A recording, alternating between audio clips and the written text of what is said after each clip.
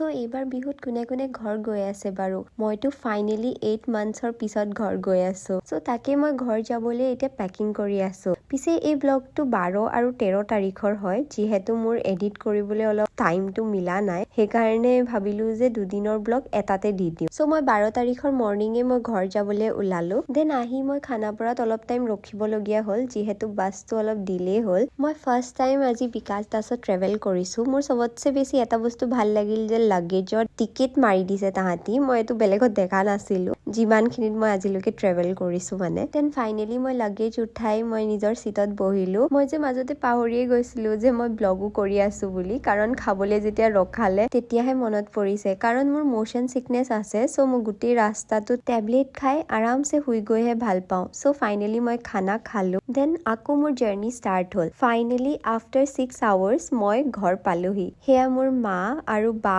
ভন্টিহঁত ৰখি আছে মোক ল'বলৈ আৰু এয়া চক মোৰ নতুন দুটা ফেমিলি মেম্বাৰ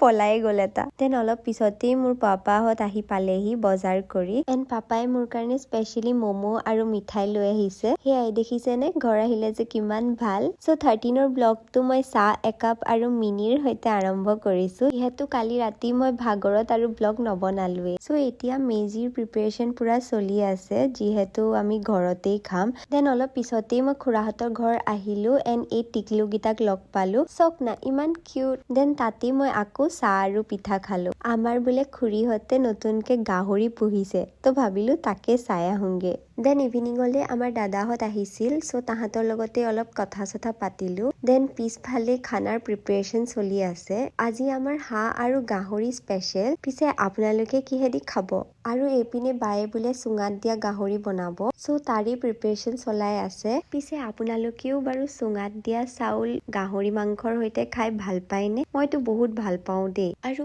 উৰুকা বুলি ক'লেতো এইবিলাকেহে আচল মজা পিছে মই এইটো ব্লগ ইয়াতে সমাপ্ত কৰো বুলি ভাবিছো দেই আৰু আপোনালোকলৈও মাঘ বিহুৰ শুভেচ্ছা থাকিল আন এটা মিনি ব্লগত আকৌ লগ পাই আছো তেতিয়ালৈকে টেক কেয়াৰ বাই বাই